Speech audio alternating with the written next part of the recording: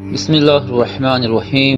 نبی سلام علیکہ، یا رسول سلام علیکہ۔ کہ دینے والی ذات صرف اللہ تبارک و تعالیٰ کی ہے، اللہ کی عطا کے بغیر کوئی کسی کو ایک ذرہ بھی نہیں دے سکتا ہے۔ سب سے پہلا بنیادی عقیدہ ہمارا یہ ہے، جب ہم یا رسول اللہ المدد کہتے ہیں، ہمارا ذہن میں عقیدہ یہ ہوتا ہے میری یہ آواز اللہ میرے نبی تک پہنچا دے گا، جب پہنچ جائے گی تو میرے نبی سن بھی لیں گے، اور میرے نبی کو اللہ نے یہ طاقت دی ہے کہ وہ قبر میں رہتے ہوئے اپنے بندوں کے لیے دعا کر سکتے ہیں۔ قبرستان میں ہم جاتے ہیں، ہم کیا کہتے ہیں؟ السلام علیکم یا اہل القبور۔ ایک عام مسلمان، آپ کے ابا جی کا بھی انتقال ہو گیا، وہ بھی آپ کے لیے دعا کر سکتے ہیں قبر میں رہتے ہوئے۔ کیا ہم اپنے نبی کے لیے یہ عقیدہ نہیں رکھ سکتے کہ وہ قبر میں میرے لیے اللہ سے دعا کر دیں؟ اگر کوئی خدا نہ خواستہ یہ عقیدہ رکھتا ہے کہ اللہ کے سنائے بغیر نبی سن لیتے ہیں، یہ تو کافر ہو جائے گا، یہ تو مشرک ہو جائے گا۔ ہمارے اعلیٰ حضرت امام اہل سنت نے واضح طور پر لکھا، ہم یہاں سے اگر پکارتے ہیں، میرا اللہ ہے جو اس آواز کو نبی تک پہنچا دیتا ہے، اور نبی سن کے دعا کر دیتے ہیں اس امتی کے لیے۔ حضرت موسیٰ علیہ السلام کے بارے میں حضور نے ارشاد فرمایا،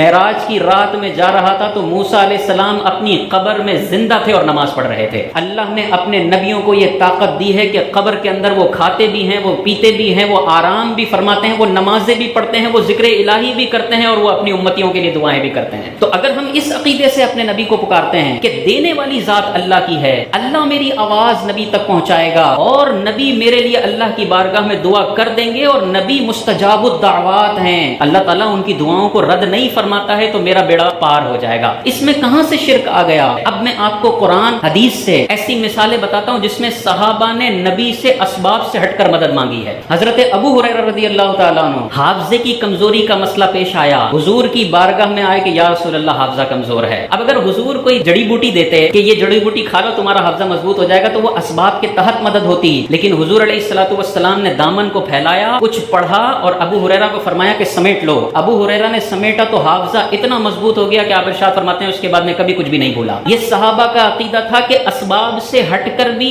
اگر نبی سے کچھ مانگا جائے تو اللہ نے نبی کو یہ طاقت دی ہے کہ وہ عطا فرما سکتے ہیں۔ بارش نہیں ہو رہی، اللہ سے مانگ رہے ہیں، مل نہیں رہی، کدھر جاتے ہیں صحابہ حضور کی بارگاہ میں جاتے ہیں۔ یعنی یہ عقیدہ صحابہ نے بار بار بتایا ہے، مسلمانوں اللہ سے تم مانگ رہے ہو، کوئی کام نہیں ہو رہا، تو ایک مرتبہ اپنی عرضی نبی کے پاس پیش کرو، نبی اگر یہ والی عرضی اللہ کو پہنچا دیں گے، انشاءاللہ تمہارا بیڑا پار ہو جائے گا۔ یہ صحابہ نے ہمیں سکھایا ہے۔ بارش کے لیے دعا کرتے رہے، نہیں ہوئی، قحط سالی ہو گئی، حضور کی بارگاہ میں آئے، حضور نے ہاتھ بلند کر کے دعا فرمائی، ایسی چھما چھم بارش برسی کہ صحابہ ارشاد فرماتے ہیں جب آئے تھے تو کچھ بھی نہیں تھا، حضور نے دعا فرمائی تو واپسی ہم گھٹنے گھٹنے پانیوں کے ساتھ گئے ہیں۔ صحابہ نے دعا کی، نہیں ہوئی بارش، نبی سے کروائی تو ہو گئی۔ ایک ہفتے تک مسلسل بارش ہوتی رہی، رکی نہیں۔ اگلے ہفتے وہی صحابی حضور کی بارگاہ میں آئے کہ یا رسول اللہ ہمارے مویشی ہلاک ہو گئے ہیں، ہماری فصلیں ختم ہو گئی ہیں، اللہ سے دعا فرما دیجئے کہ اللہ اس بارش کو بند فرما دے۔ حضور علیہ الصلوۃ والسلام نے ارشاد فرمایا یا اللہ ہم پر نہ برسا، ہمارے ارد گرد برسا۔ اور پھر حضور علیہ السلام نے انگلی بلند فرمائی اور اشارہ کرتے رہے، حضور جہاں جہاں اشارہ کرتے تھے بادل سرکتا جاتا تھا۔ مدینے کے چاروں اطراف میں بارش ہو رہی ہے، مدینے پر اللہ کے نبی نے منع فرما دیا تو بادلوں کی جرت نہیں ہے کہ وہاں پہ بارش برسا سکے۔ یہ میرے نبی کی طاقت ہے۔ اتنی بڑی بڑی مشکلیں نبی نے حل کی ہیں۔ میرا اگر کاروبار کا مسئلہ ہے، میں نبی کے پاس عرض کر دوں، میرا سیٹھ میرا مسئلہ حل کر سکتا ہے، لیکن میرا نبی میرا مسئلہ حل نہیں کر سکتا۔ یہ کیسی سوچ ہے؟ حضرت علی کو آشوب چشم ہوتا ہے، کوئی آئی ڈراپس ڈالے تھے نبی نے؟ نہیں، اپنا لعاب دہن ڈالا تھا، آشوب چشم کی بیماری چٹکیوں کے اندر ختم ہو گئی۔ یہ ما فوق الاسباب مدد ہے جو حضرت علی نے نبی سے مانگی ہے اور نبی نے مدد فرمائی ہے۔ یہ صحابہ کا عقیدہ ہے کہ مشکل گھڑی میں پھنس جاؤ، چاہے ما فوق الاسباب مدد ہو، ما تحت الاسباب مدد ہو، تم نبی کے پاس جا سکتے ہو، تمہارا کام ہو جائے گا۔ اسی طرح دیکھیں، ایک صحابی کی ہڈی ٹوٹ گئی تھی، حضور علیہ السلام نے اس کو جوڑا اور اس پہ اپنا دست مبارک رکھ دیا تو وہ ایسے جڑ گئی جیسے کبھی ٹوٹی نہ تھی۔ یہ ما تحت الاسباب مدد ہے یا ما فوق الاسباب مدد ہے؟ یہ حضور نے یہ تھوڑی فرمایا تھا کہ ادھر لکڑی میں باندھ دیتا ہوں، ادھر تمہیں پلاسٹر کر دیتا ہوں تو ٹھیک ہے۔ نہیں، صحابی کا عقیدہ تھا کہ میری ٹوٹی ہڈی اگر کوئی جوڑ سکتا ہے تو میرے نبی جوڑ سکتے ہیں۔ آج اگر کوئی یا رسول اللہ مدد کہتا ہے، اس پہ اگر ڈائریکٹ شرک کا فتویٰ لگا دیا جاتا ہے، یہ بہت زیادتی ہے۔ کم سے کم اس سے عقیدہ پوچھ لو، وہ عقیدہ یہی بتائے گا۔ کوئی بھی یہ نہیں کہہ سکتا کہ میں رسول کو اللہ مان کر مدد مانگ رہا ہوں، یہ تو کافر ہو جائے گا۔ کوئی جاہل سے جاہل شخص بھی یہ عقیدہ نہیں رکھتا، ہر بندہ یہ عقیدہ رکھتا ہے یہ اللہ کے پسندیدہ بندے ہیں۔ میں 6 مہینے سے دعا کر رہا ہوں قبول نہیں ہو رہی، ہو سکتا ہے نبی دعا فرما دیں تو قبول ہو جائے۔ ہر بندے کا پیچھے یہی عقیدہ ہوتا ہے۔ بخاری مسلم کی حدیثیں بھری پڑی ہیں جہاں پر صحابہ کو جب بھی کوئی مسئلہ پیش آتا تھا، بارش نہیں ہو رہی، حافظہ کمزور ہے، ہڈی ٹوٹ گئی ہے، بارش رکتی نہیں ہے، قحط سالی ہو گئی ہے، پتھر نہیں ٹوٹ رہا ہے، اپنے نبی کے پاس آئے ہیں اور نبی نے مدد فرمائی ہے۔ دیکھیں نا، ایک کٹورا حضور علیہ الصلوۃ والسلام کی بارگاہ میں آتے ہیں کہ کھانے کے لیے کچھ نہیں ہے، ایک کٹورا کئی صحابہ کو پورا ہو جاتا ہے۔ یہ نبی کی طاقت ہے، نبی نے ما فوق الاسباب مدد فرمائی ہے۔ پانی ختم ہو جاتا ہے، صحابہ نبی کے پاس آتے ہیں، یا رسول اللہ پانی نہیں ہے، حضور ہاتھ مبارک یوں فرماتے ہیں تو 5 چشمے جاری ہو جاتے ہیں۔ یہ نبی کی طاقت ہے، اور یہ ما تحت الاسباب مدد نہیں ہے، ما فوق الاسباب مدد ہے۔ جو کہتا ہے اسباب سے ہٹ کر نبی سے مانگنا شرک ہے، تو خدا نہ خواستہ یہ صحابہ پہ کیا فتویٰ لگے گا؟ صحابہ تو پانی ختم ہوتا ہے تو نبی کے پاس آتے ہیں، اور نبی براہ راست پانی اپنی انگلیوں سے جاری فرما دیتے ہیں۔ بعض لوگ کہتے ہیں معجزہ تھا، آپ کہتے ہو 2 منٹ کے لیے یہ طاقت ماننا شرک نہیں ہے۔ ہم کہتے ہیں اگر 2 منٹ کے لیے نہیں ہے تو 200 سال کے لیے ماننا کیوں شرک ہو جائے گا؟ شرک تو ایک لمحے کے لیے بھی شرک ہوتا ہے۔ اگر اللہ نے اپنے نبی کو کوئی طاقت 1 سیکنڈ کے لیے بھی دی ہے، وہ طاقت کبھی بھی شرک نہیں ہو سکتی ہے۔ اگر کوئی اس پہ شرک کا فتویٰ لگاتا ہے تو ان احادیث کے بارے میں کیا کہا جائے گا؟ نبی کے وصال کے بعد طاقتیں کم نہیں ہوتی ہیں۔ اللہ کے نبی نے ارشاد فرمایا کہ اللہ تبارک و تعالیٰ نے زمین پر حرام کر دیا ہے کہ وہ نبیوں کے جسموں کو کھائے۔ فنبی اللہ حی، اللہ کا نبی زندہ ہے اور اسے رزق دیا جاتا ہے۔ وہ ویسی ہی زندگی ہوتی ہے بلکہ اس میں درجات کی فضیلت بڑھتی رہتی ہے۔ نبی کی طاقتیں بعد وصال کم نہیں ہوتی۔ نبی کریم علیہ الصلوۃ والسلام کے لیے بخاری میں یہ شاندار حدیث موجود ہے کہ حضور علیہ الصلوۃ والسلام ارشاد فرماتے ہیں، هل ترون قبلتی ها هنا، اے صحابہ تم سمجھتے ہو کہ میرا منہ یہ سامنے اس قبلے کی طرف ہے؟ فواللہ، خدا کی قسم، ما یخفى علی خشوعکم ولا رکوعکم، مجھ پر تمہارا نہ خشوع پوشیدہ ہے اور نہ تمہارا رکوع پوشیدہ ہے۔ انی لاراکم، بے شک میں تمہیں دیکھتا ہوں، من وراء ظہری، اپنی پیٹھ کے پیچھے سے بھی۔ یہ اللہ کے نبی کو اللہ نے طاقتیں عطا فرمائی۔ بخاری کی حدیث ہے کہ میں تمہارے خشوع سے بھی واقف ہوں اور تمہارے رکوع سے بھی واقف ہوں۔ خشوع و خضوع کیا ہوتا ہے؟ دل کی کیفیت ہوتی ہے کہ بندہ دل میں کیا خیال رکھ کے نماز پڑھ رہا ہے۔ آپ کے نبی نے 1400 سال پہلے بتا دیا کہ تم جو رکوع کرتے ہو وہ بھی مجھے پتا ہے، اور تمہارے دل میں جو خیالات آتے ہیں تمہارا نبی ان خیالات کو بھی جاننے والا ہے۔ حضور کی یہ طاقت تھی، جیسے سامنے دیکھتے تھے ویسے ہی پیٹھ کے پیچھے دیکھا کرتے تھے، چاروں طرف 360 ڈگری ویژن اللہ تعالیٰ نے آپ کو عطا فرمایا تھا۔ جنگ موتا کے اندر دیکھیں، صحیح حدیثیں بتاتی ہیں 1000 کلومیٹر سے زیادہ فاصلے پر جنگ ہو رہی ہے، حضور اس کا لائیو ٹیلی کاسٹ مدینے میں کرتے ہیں، صحابہ کو بٹھاتے ہیں، ابھی زید بن حارثہ شہید ہو گئے، ابھی جعفر طیار شہید ہو گئے، اور ابھی اللہ کی تلواروں میں سے ایک تلوار خالد بن ولید نے تلوار اٹھا لی ہے۔ یہ حضور لائیو دکھا رہے ہیں، لائیو ٹیلی کاسٹ، آوازیں بھی سن رہے ہیں اور 1000 کلومیٹر دور بھی دیکھ رہے ہیں۔ آج کا اگر مسلمان یہ عقیدہ رکھتا ہے کہ مدینے سے حضور مجھے دیکھ رہے ہیں، یہ کوئی مشکل بات نہیں ہے۔ اللہ چاہے تو اپنے نبی کو یہ طاقتیں عطا فرما سکتا ہے۔ بخاری کی مسلم کی حدیثیں چیخ چیخ کر بتا رہی ہیں کہ مسلمانوں نبی کی طاقتوں میں کنجوسی نہ کرو، جو بخاری میں لکھا ہوا ہے کم از کم اتنا تو مان لو۔ حضور علیہ الصلوۃ والسلام سورج گرہن کی نماز پڑھا رہے ہیں، اور جب نماز ختم ہوئی تو صحابہ، بخاری ہے، صحابہ ارشاد فرماتے ہیں، یا رسول اللہ دوران نماز ہم نے دیکھا اپنے اپنا ہاتھ بلند کیا اور پھر نیچے کر لیا، تو حضور علیہ الصلوۃ والسلام نے ارشاد فرمایا، نماز میں مجھے جنت دکھائی گئی، اور میں نے جب اپنا ہاتھ بلند کیا تو وہ جنت تک چلا گیا، اور میں نے ایک پھلوں کا خوشہ پکڑا، میں اسے نیچے لانا چاہتا تھا، پھر میں نے اسے وہیں چھوڑ دیا۔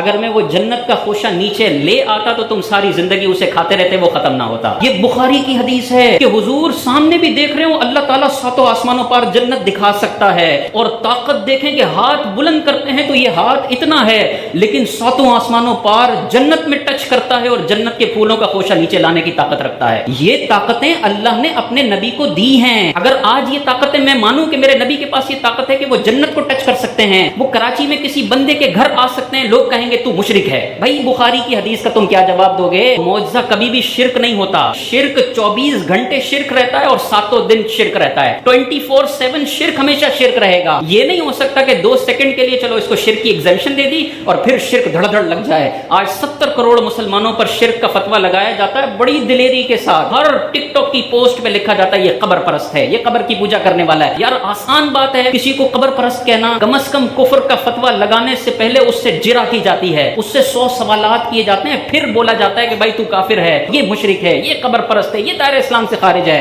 70 کروڑ مسلمان دائرہ اسلام سے خارج ہیں، جنت میں اس پپو نے جانا ہے، جنت اس پپو کے لیے بنی ہے، باقی ساروں کا بیڑا غرق ہونا ہے. بھائی غور کر لو. قال رسول اللہ صلی اللہ علیہ وسلم, اللہ کے نبی نے ارشاد فرمایا, ان اللہ زوال الارض, اللہ تعالیٰ نے میرے لیے زمین کو سمیٹ دیا گیا.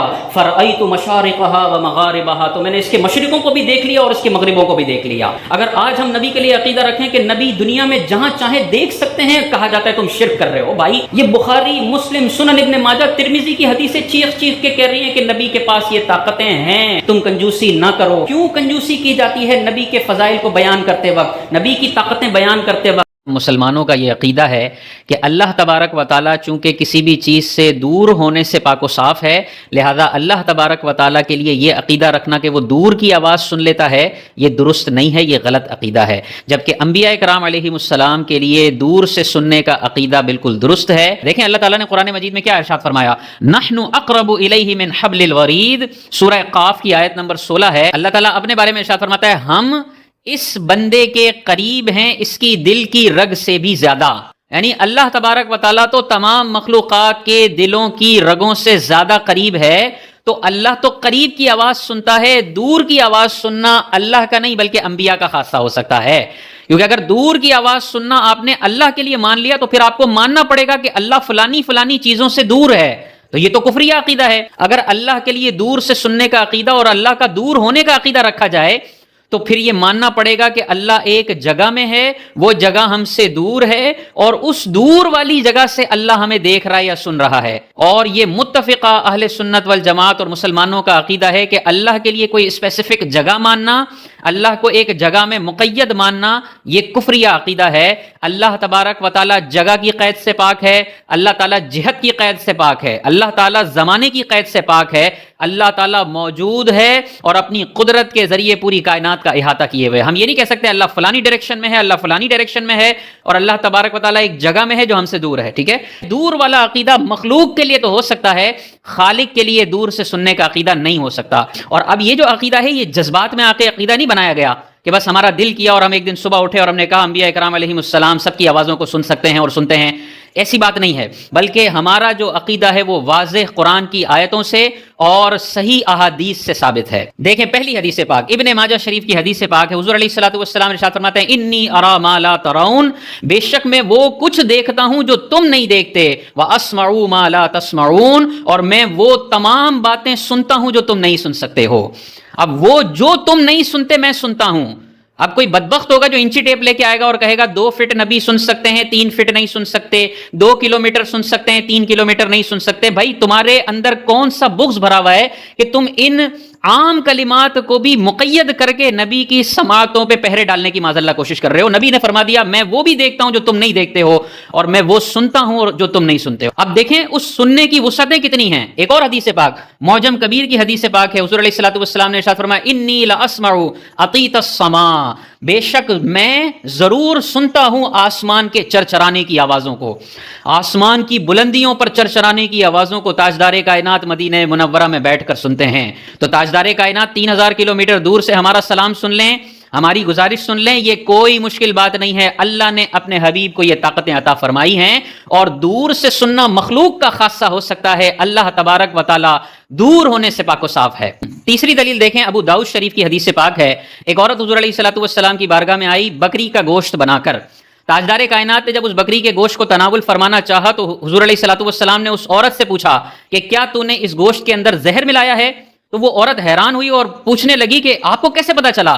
تاجدار کائنات نے ارشاد فرمایا, اخبرتنی ہذہ فی یدی, یہ جو ہاتھ میں میرے بکری کا گوشت ہے نا, اس بکری کے گوشت نے مجھے خبر دی ہے کہ اس گوشت میں زہر ہے, حضور اس کو تناول مت فرمائیے گا.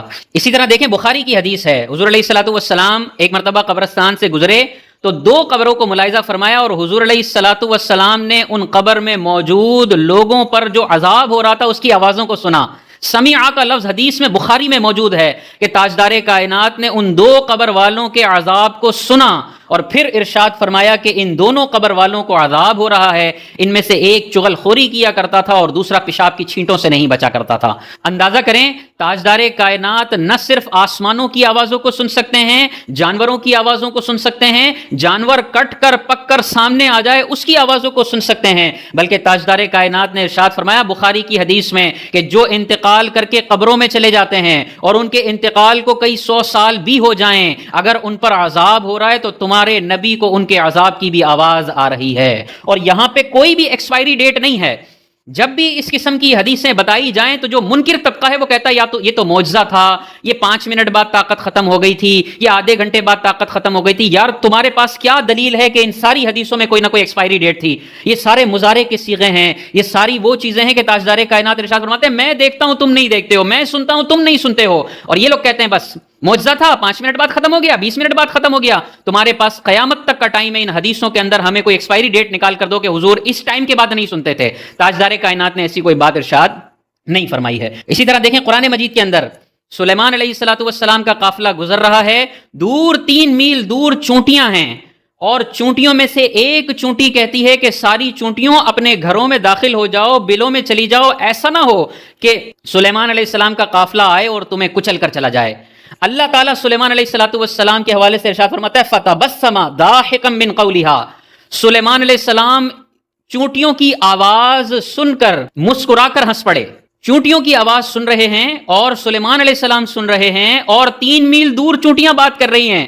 اللہ تعالیٰ نے اپنے نبیوں کو یہ طاقت عطا فرمائی ہے کہ 3 میل دور چونٹی بولے، سلیمان علیہ السلام وہ آواز بھی سنتے ہیں، وہ آواز بھی سمجھتے ہیں اور مسکرا کر ہنس بھی دیتے ہیں۔ یہ اللہ فرما رہا ہے، اور اس آیت میں کوئی ایکسپائری ڈیٹ نہیں ہے کہ سلیمان علیہ السلام کو صرف 5 منٹ کے لیے طاقت ملی تھی پھر اللہ نے وہ طاقت معاذ اللہ چھین لی۔ اب بہت سارے یتیم العلم ہیں، وہ کہیں گے یار وصال کے بعد کی کوئی بات لاؤ نا، یہ تو ساری زندگی کی باتیں لائے ہو کہ زندگی میں حضور دور کا سن رہے ہیں، دور کا دیکھ رہے ہیں، وصال کے بعد تمہارے پاس کیا دلیل ہے؟ تو دیکھیں وصال کے بعد بھی ہمارے پاس دلیل ہے، صحیح حدیث پاک ہے۔ حضور علیہ السلام جب معراج کی رات جا رہے ہیں تو براق پر سفر کر رہے ہیں اور بجلی کی رفتار سے سفر کر رہے ہیں، لیکن حضور علیہ السلام ارشاد فرماتے ہیں کہ میں نے جاتے ہوئے موسیٰ کو ان کی قبر میں دیکھا، وَهُوَ قَائِمٌ يُصَلِّي فِي قَبْرِهِ، موسیٰ علیہ السلام اپنی قبر میں زندہ تھے اور نماز پڑھ رہے تھے کھڑے ہو کر۔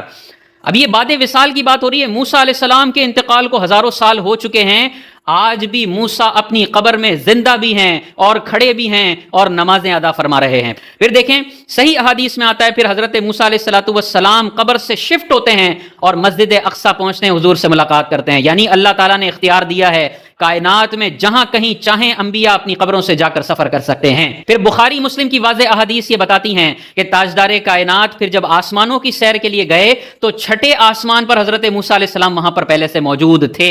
بہت سارے لوگ کہتے ہیں انبیاء وصال کے بعد کچھ بھی نہیں کر سکتے، کسی کے کوئی کام نہیں آ سکتے، معاذ اللہ ثم معاذ اللہ۔ ان کو بخاری مسلم کی یہ واضح حدیث نظر نہیں آتی کہ تاجدار کائنات اللہ کی بارگاہ سے 50 نمازوں کا تحفہ لے کر واپس آئے، لیکن 6ٹھے آسمان پر حضرت موسیٰ سے ملاقات ہو گئی۔ بخاری کی حدیث ہے، موسیٰ علیہ السلام کہتے ہیں کہ آپ کی امت 50 نمازیں نہیں پڑھ سکے گی، جائیں اس نماز کو کم کروائیں۔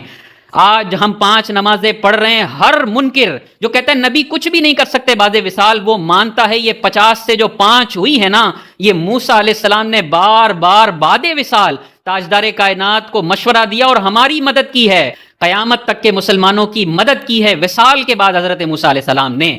تو انبیاء بعد وصال گفتگو کرتے بھی ہیں، سنتے بھی ہیں، اور چاہیں تو قیامت تک کے مسلمانوں کی مشکلوں کو حل بھی کر سکتے ہیں۔ یہ واضح طور پر بخاری مسلم کی حدیث ہیں۔ اسی طرح ایک اور دیکھیں بخاری کی حدیث، حضور علیہ السلام نے ارشاد فرمایا، بخاری کی حدیث ہے کہ جب تم اپنے مردے کو دفن کر چکے ہوتے ہو تو یہ مردہ تمہارے قدموں کی آوازوں کو بھی سنتا ہے۔ اندازہ کریں ہم زندہ ہوں تو ہماری چھت کے اوپر اگر کوئی چل رہا ہو اس کے قدموں کی آواز ہمیں نہیں آئے گی، لیکن تاجدار کائنات ارشاد فرماتے ہیں ایک عام مردہ جب انتقال کرتا ہے، ایک عام بندہ جب انتقال کرتا ہے، اللہ اس کی سماعت کو اتنا بڑھاتا ہے کہ تم اس کی قبر کے اوپر چل رہے ہوگے وہ سن رہا ہوگا۔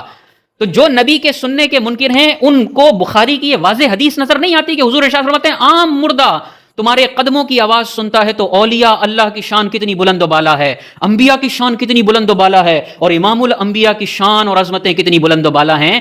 غور کرنا چاہیے، جو کہتا ہے نبی قبر میں نہیں سنتے ان کو یہ بخاری مسلم کی واضح حدیث سے نظر نہیں آتی ہیں۔ اسی طرح دیکھیں بخاری کی ایک اور حدیث ہے बदर में जब काफिरों को जहन्नम वासिल किया सहाबा ने, हुजूर अलैहिस्सलातु वस्सलाम ने, तो आका करीम अलैहिस्सलातु वस्सलाम इन काफिरों के करीब आए और उन काफिरों से, मुर्दा काफिरों से खिताब फरमाया।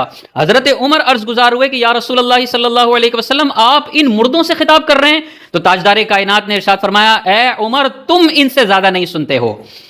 यानी या तो ये मुर्दे जो काफिर मुर्दे ये उमर के बराबर सुनते हैं, या ये काफिर मुर्दे उमर से भी ज्यादा सुनते हैं। ये बुखारी के वाज़े अल्फाज हैं। ताजदार कायनात ने अबू जहल जो मर चुका था उससे खिताब फरमाया। तो अंदाजा करें, अगर अल्लाह चाहे तो मुर्दा अबू जहल को भी ताजदार कायनात की आवाज पहुंचती है और वो सुनता है, तो आम मोमिनीन तो उनकी शान वराउल वरा है, वो कदमों की आवाज सुनते हैं। और अंबिया तो जहां कायनात में सफर करना चाहें, आसमानों की सैर करना चाहें, जा सकते हैं, और जिसकी आवाज को सुनना चाहें सुन सकते हैं। विसाल के बाद भी ये हदीसें अपने जहन में रखें, और जिंदगी में ताजदार कायनात की रिफतों बुलंदियों वाली हदीसों को भी अपने जहन में रखें। और कोई भी ये धोखा देने की कोशिश करे कि देखो दूर से तो अल्लाह ही सुनता है, गैरुल्लाह दूर से सुनेगा तो शिर्क हो जाएगा, तो उसे ये सारी हदीसें बताओ कि यार ये कुरान कह रहा है, ये बुखारी कह रही है, ये मुस्लिम कह रही है, ये ताजदार कायनात ने दूर से सुना, तो क्या ये शिर्क हो रहा है? नहीं हो रहा।